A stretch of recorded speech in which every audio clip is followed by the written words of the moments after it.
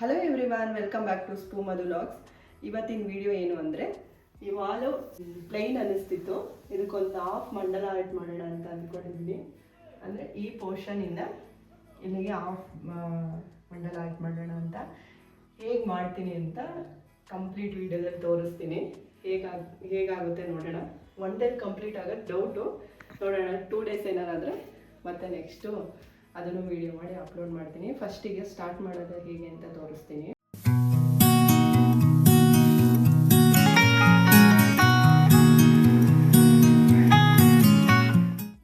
ನಾನು wall ಪೇಂಟಿಗೆ use ಮಾಡ್ತಿರೋದು fabric paint, ಹಾಗೆ ಸ್ಕೇಲು, ಎರೇಸರು, ಪೇಂಟ್ ಬ್ರಷು.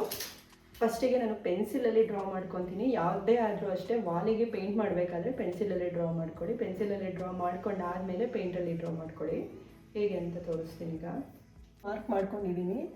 ಗೋಡೆಯಿಂದ ಇಷ್ಟು ಗ್ಯಾಪ್ ಕೊಟ್ಟಿದ್ದೀನಿ, ಹಾಗೆ ಬಾಟಮಿಂದನೂ ಅಷ್ಟೇ ಇಷ್ಟು ಗ್ಯಾಪ್ ಕೊಟ್ಟಿದ್ದೀನಿ. ಇಷ್ಟರ ಒಳಗೆ ಹಾಫ್ ಮಂಡಲ ಆರ್ಟ್ ಮಾಡ್ತಿದ್ದೀನಿ. ಹಾಗೆ ನಾನು ಇದು ಫಸ್ಟೇ ಯಾವ ಥರ ಕಾಣುತ್ತೆ ಅಂತ AI ಇದು ಮಾಡಿದ್ದೆ. ಫಿನಿಶ್ ಆದಮೇಲೆ ಈ ಥರ ಕಾಣುತ್ತೆ ಅಂತ, ಹಂಗಾಗಿ ಸೂಟ್ ಆಗುತ್ತೆ ಅಂದ್ಬಿಟ್ಟು ನಾನು ಈ ಡಿಸೈನ್ನೇ ಈಗ ಇಲ್ಲಿಗೆ ಡ್ರಾ ಮಾಡ್ತಿದ್ದೀನಿ. ಇವಾಗ ಮತ್ತೆ ಇಲ್ಲಿಗೆ ಲೈನ್ ಹಾಕ್ಕೊಂಡಾದ್ಮೇಲೆ ಇದ್ರ ಮಿಡ್ ಪಾಯಿಂಟ್ನ ಫೈಂಡ್ ಔಟ್ ಮಾಡ್ಕೊತಿದ್ದೀನಿ.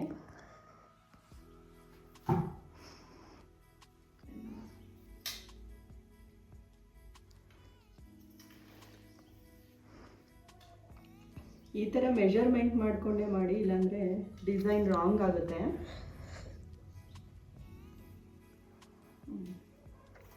ಇಲ್ಲಿಗೆ ಮಿಡ್ ಪಾಯಿಂಟ್ ಬಂದಿದೆ. ಇಲ್ಲಿವರೆಗೂ ಲೆಂತ್ ಎಷ್ಟು ಬೇಕು ಅಂತ ಈಗ ನೋಡ್ಕೊತೀನಿ ನಾನು. ಇಲ್ಲಿಂದ ಹಿಂಗೆ ಜಾಯಿನ್ ಮಾಡೋಕ್ಕೆ ಇದೊಂದು ರಫ್ ಲೈನ್ ಹಾಕ್ಕೊಂಡಿರ್ತೀನಿ.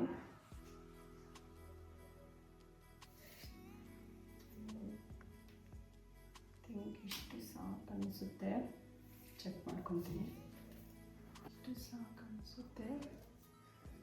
ಯಾಕೆಂದ್ರೆ ಇದು ಲೆಂತ್ ಕಮ್ಮಿ ಇರೋದ್ರಿಂದ ಅಷ್ಟು ಅಗಲ ತೊಗೊಳಕ್ಕಾಗೋದ್ರಿಂದ ಎಷ್ಟಾಗುತ್ತೆ ಅಷ್ಟು ನೋಡೋಣ.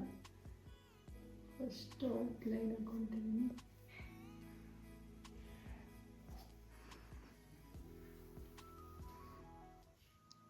ಈ 21 ಇಂಚಿಗೆ ಮಾರ್ಕ್ ಮಾಡ್ಕೊಂಡು ಲೈನ್ ಹಾಕೋಬೇಕು.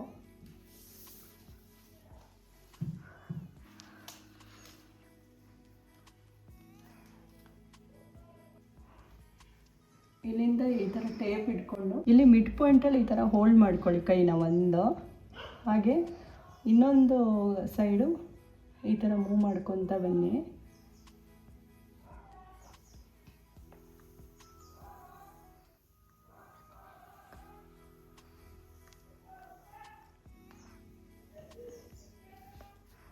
ಇಲ್ಲಿ ಹಿಂಗೆ ಇರಬೇಕು, ಒಂದು ಕೈ ಅಲ್ಲ ಒಂದು ಬೆರಳು ಇದೇ ಥರ ಹೋಲ್ಡ್ ಮಾಡ್ಕೊಳ್ಳಿ.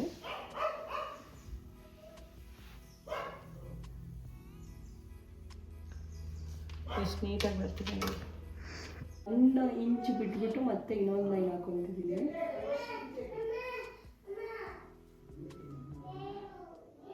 ಇಂಚಿಗೆ ಈ ಥರ ಗ್ಯಾಪ್ ಕೊಟ್ಕೊಂಡು ಸೇಮ್ ಅದು ಪಕ್ಕಕ್ಕೆ ಈ ಥರ ಲೈನ್ ಹಿಡ್ಕೊಬನ್ನಿ. ಈ ಪಾಯಿಂಟಿಂದ ಈ ಪಾಯಿಂಟಿಗೆ 3 ಇಂಚ್ ಇದೆ, ಒಂದು ಸರ್ಕಲ್ ಬರುತ್ತೆ. ಅದ್ರ ನೆಕ್ಸ್ಟ್ ಗ್ಯಾಪಿಗೆ 4 ಇಂಚಿಗೆ ಒಂದು ಲೈನು ಮಾರ್ಕ್ ಮಾಡ್ಕೊಂಡಿದ್ದೀನಿ. ಬರೀ ಡಾಟ್ ಹಿಡ್ಕೊಂಡಿದ್ದೀನಿ ಅಷ್ಟೇ. ಈಗ ಹಾಕ್ಕೋಬೇಕು. ಮತ್ತೆ 3 ಇಂಚ್ ಗ್ಯಾಪಿಗೆ ಮಾರ್ಕ್ ಮಾಡ್ಕೊತಿದ್ದೀನಿ.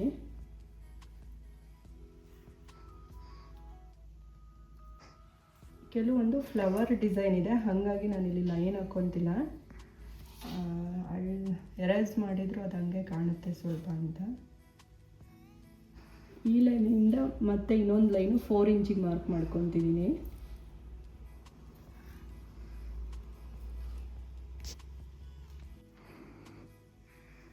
ನಾನು 2.5 ಮಾತ್ರ ತೊಗೊತಿದ್ದೀನಿ.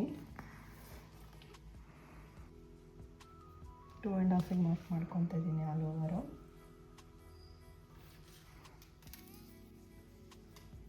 ಬಿಗಿನರ್ಸ್ ಆದರೆ ವಾಲ್ ಮೇಲೇ ಫಸ್ಟ್ ಟ್ರೈ ಮಾಡೋಕ್ಕೆ ಹೋಗಬೇಡಿ. ಶೀಟ್ ಮೇಲೆ ಮಾಡಿಬಿಟ್ಟು ಆಮೇಲೆ ಟ್ರೈ ಮಾಡಿ. ಬೇರೆ ಪೇಂಟಿಂಗಿಂತ ಮಂಡಲ ಆರ್ಟ್ ಈಸಿನೇ, ಆದ್ರೂ ಸ್ವಲ್ಪ ಇದಾದ್ರೂ ವಾಲ್ ಸುಮ್ಮನೆ ಹಾಳಾಗುತ್ತೆ. ಹಾಗಾಗಿ 1 ಇಂಚ್ ಆದಮೇಲೆ ಈ ಮಿಡ್ ಲೈನ್ 1/4 ಇಂಚಷ್ಟು ದಪ್ಪ ಬರುತ್ತೆ.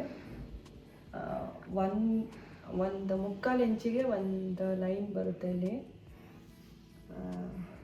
3/4 ಇಂಚಿಗೆ 3/4 ಇಂಚು ಮತ್ತು 1 ಇಂಚಿಗೆ 2 ಲೈನ್ ಹಾಕ್ಕೊಂತ ಬನ್ನಿ.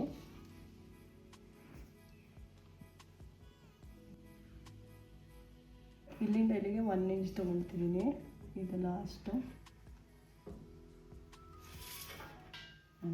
ಓಕೆ, ಇವಾಗ ಈ ಲೈನಿಂದ ಇಲ್ಲಿಗೆ 5 ಇಂಚು ಮಾರ್ಕ್ ಮಾಡ್ಕೊತಿದ್ದೀನಿ. ಆಲ್ ಓವರ್ 5 ಇಂಚ್ ತೊಗೊತಿದ್ದೀನಿ. ಇಲ್ಲಿಗೆ ಡಿಸೈನ್ ಎಂಡ್ ಆಗುತ್ತೆ.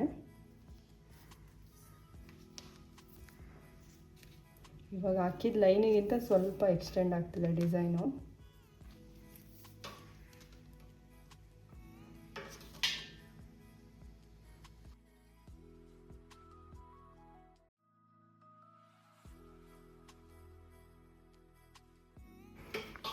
ಫೈವ್ ಇಂಚಿಗೆ ಹಿಂಗೆ ಲೈನ್ ಹಾಕ್ಕೊಂಡಿದ್ದೀನಿ. ಇವಾಗ ಪೆನ್ಸಿಲಲ್ಲಿ ಡಿಸೈನ್ ಮಾಡ್ತಾ ಬರ್ತೀನಿ. ಫಸ್ಟು ಒಂದು ಲೈನ್ ಹಾಕ್ಕೊತಿದ್ದೀನಿ.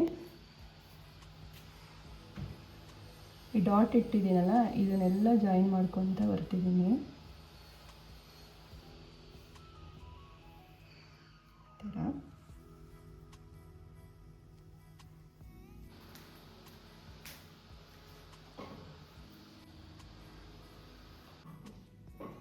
ಒನ್ ಆ್ಯಂಡ್ ಹಾಫ್ ಇಂಚಿಗೆ ಒಂದೊಂದು ಮಾರ್ಕ್ ಮಾಡ್ಕೊತಿದ್ದೀನಿ.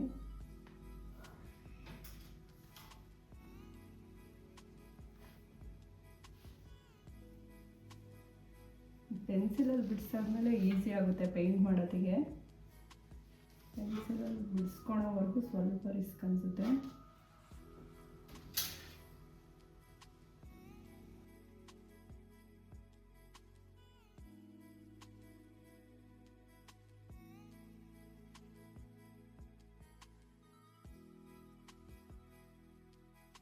ಈ ಥರ ಡ್ರಾ ಮಾಡಿಕೊಂಡು ನೆಕ್ಸ್ಟ್ ಸ್ಟೆಪ್ಪು ಇದ್ರಕ್ಕಿಂತ ಇದು ಸೈಜ್ ಇನ್ನೊಂದು ಸ್ವಲ್ಪ ದೊಡ್ಡದಿದೆ.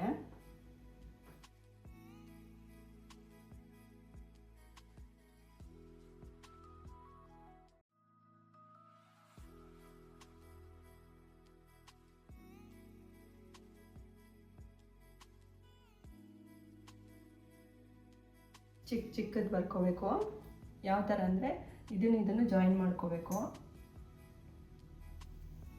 ಈ ಥರ ಮಧ್ಯದಿಂದ ಇದ್ರ ಮಧ್ಯಕ್ಕೆ ಜಾಯಿನ್ ಮಾಡಬೇಕು.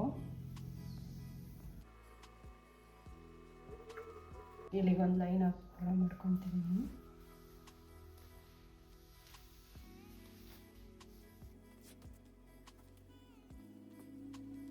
ಮತ್ತು ಇನ್ನೊಂದು ಲೈನು ತಿಕ್ಕಾಗಿ ಬರುತ್ತೆ ಇದು.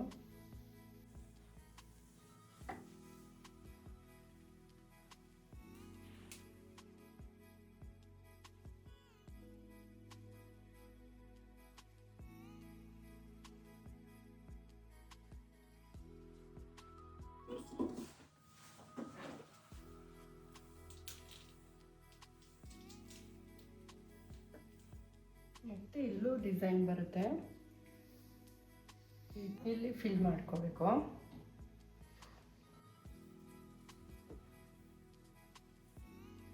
ಇಲ್ಲಿಂದ ಇವಾಗ ಔಟ್ಲೈನಿಂದ ಡಿಸೈನ್ ಬಿಡಿಸ್ತಿದ್ದೀನಿ.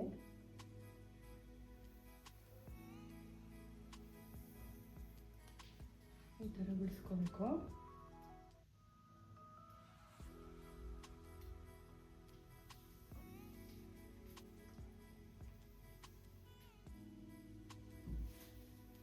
ಎರಡೆರಡು ಲೈನ್ ಬರಬೇಕು.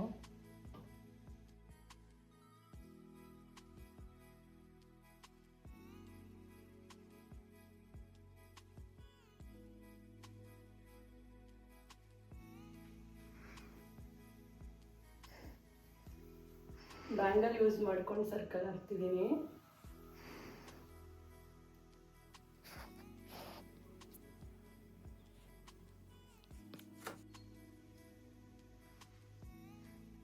ಫ್ಯಾಬ್ರಿಕ್ ಪೇಂಟ್ನ ಯೂಸ್ ಮಾಡ್ತಿದ್ದೀನಿ.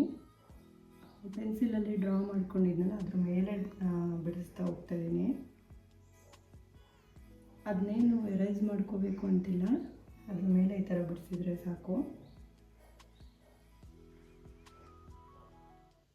ಹಾಗೇನಾದರೂ ಕರೆಕ್ಷನ್ ಬೇಕಾದರೂ ಇದರಲ್ಲೇ ಮಾಡ್ಕೋಬೋದು.